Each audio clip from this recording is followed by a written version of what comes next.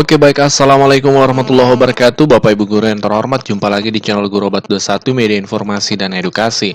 Nah, di video kali ini kita akan membahas seperti apa kaitan ya Atau korelasi antara kinerja di PMM dengan pencairan beberapa tunjangan guru.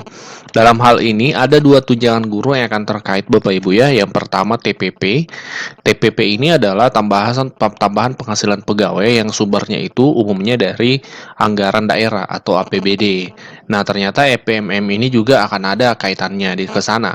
Yang kedua, ini tunjangan profesi guru atau tunjangan sertifikasi umumnya kita mengenal, itu juga ada kaitannya dengan kinerja nantinya. Nah, kita akan bahas secara detail Bapak Ibu, silakan disimak sampai tuntas. Surat edaran tentang pengelolaan kinerja guru dan kepala sekolah. Nah, di sini Bapak Ibu dibahas tentang tunjangan guru. Kita fokus ke topik yang ini Bapak Ibu. Nah, di bagian E disebutkan Bapak Ibu, mengenai siklus pengelolaan kinerja bagi ASN, guru, dan kepala sekolah. Ya, nomor 1, Peraturan Dirjen GTK nomor 7607 tentang juknis pengelolaan kinerja guru dan kepala sekolah menjelaskan bahwa penilaian kinerja dilakukan secara menyeluruh dalam 2 semester setiap tahunnya, yaitu Januari sampai Juni dan Juli sampai Desember. Nomor 2, saat ini terdapat miskonsepsi bahwa seluruh SKP periode Januari sampai Juni harus dicapai bulan Januari. Miskonsepsi tersebut perlu diluruskan, karena masa pelaksanaan kinerja periode Januari sampai Juni adalah sampai akhir periode yaitu Juni 2024, bukan hanya bulan Januari. Oleh karena itu, pelaporan pelaksanaan kinerja untuk periode Januari sampai Juni 2024 dapat dilakukan sampai akhir Juni 2024. Pengaturan lini masa yang sama juga berlaku untuk periode selanjutnya. Nah, di poin ketiga disebutkan, pemerintah daerah ya, yang memerlukan data pengelolaan kinerja sebagai dasar pembayaran tambahan penghasilan pegawai atau TPP ASN guru dan kepala sekolah melakukan penyesuaian sebagai berikut. A. Pemberian TPP dalam periode Januari sampai Juni menggunakan hasil penilaian kinerja pada tahun 2023 yang diperoleh dari aplikasi e-kinerja BKN. 2. Sumber data lainnya yang ditetapkan oleh pemerintah daerah. Bagian B.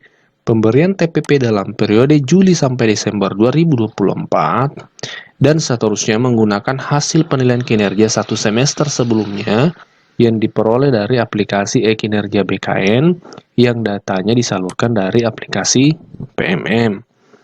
Nah, jadi adapun hubungannya antara TPP dengan aplikasi PMM adalah ketika Pemda atau pemerintah daerah ingin menggunakan dasar penilaian kinerja dari e-kinerja PMM ini, maka Bapak Ibu otomatis hasil dari e-kinerja PMM ini berpengaruh terhadap TPP-nya Bapak Ibu kalau pemerintah daerah ingin menggunakan data dari PMM.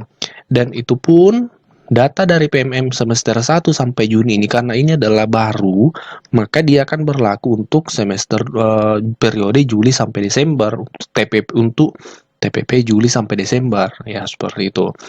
Bagaimana dengan Januari sampai Juni?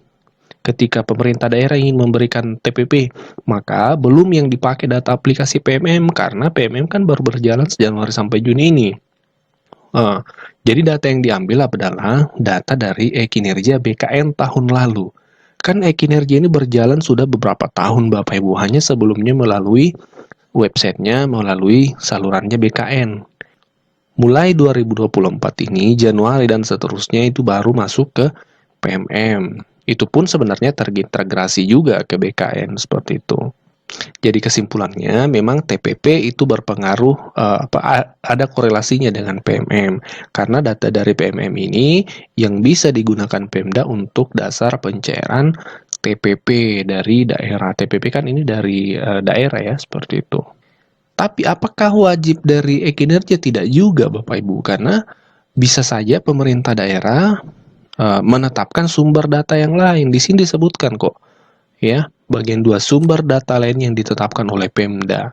Artinya bisa saja bukan hanya dari e-kinerja, baik melalui BKN ataupun PMM itu, tapi ada data lain, pertimbangan lain dari pemerintah daerah seperti itu. Jadi tidak paten dari PMM, hanya bagi Pemda yang ingin menggunakan data e-kinerja dari BKN atau PMM.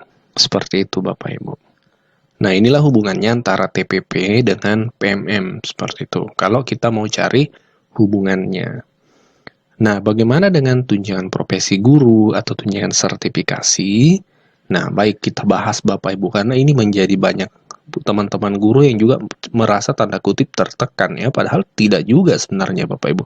Bapak Ibu melaksanakan saja tugas seperti biasa, tidak ada yang sesuatu yang sangat tanda kutip memberatkan sebenarnya. Biasa-biasa saja kok sebenarnya. Kita bahas ya seperti itu. Jadi Bapak Ibu, yang wajib menjadi acuan untuk teman-teman di naungan Kemdikbud ya, kita bahas dulu. Untuk pencairan tunjangan profesi guru itu adalah di Juknis yang sudah ditetapkan oleh Kementerian Pendidikan melalui Permendikbud nomor 45 tahun 2023. Ini adalah regulasi termutakhir terbaru untuk tunjangan profesi guru Kemdikbud. Nah, di pasal 5 Bapak Ibu ya, memang ada disebutkan 9 syarat ya untuk tunjangan profesi guru.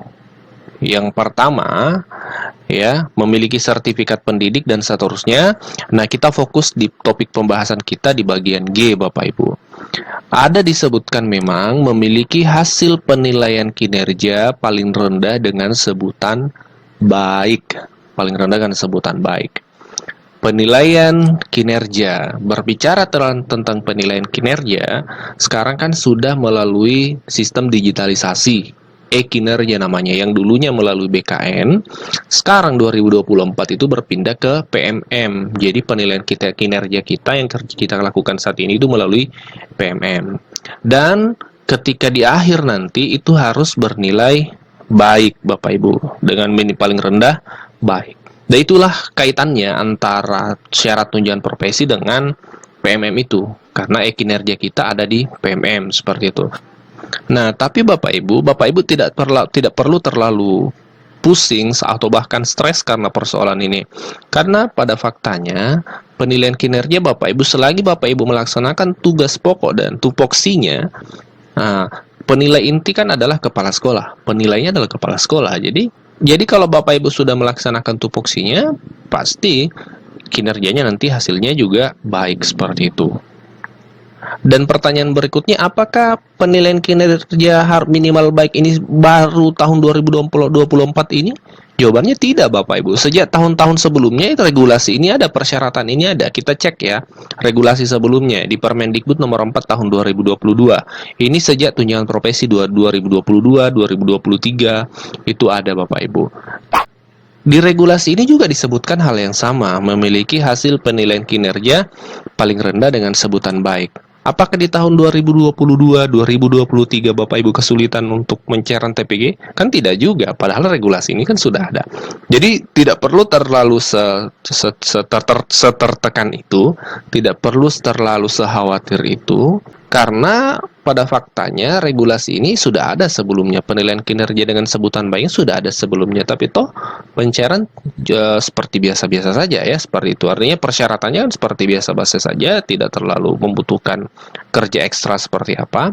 Hanya memang kan tahun ini melalui PMM, tapi kuncinya kan adalah ketika kita sudah menjalankan tupoksi, maka tentu penilaian itu juga akan sesuai dengan tupoksi kita Bapak Ibu. Dan terkait tupoksi, terlepas dari adanya tunjangan profesi guru ini, itu kan sudah memang menjadi tanggung jawab kita. Ketika kita sudah diangkat sebagai ASN, maka tanggung jawab kita adalah tupoksi kita untuk kita laksanakan semaksimal mungkin. Jadi tidak perlu sekhawatir itu Bapak Ibu.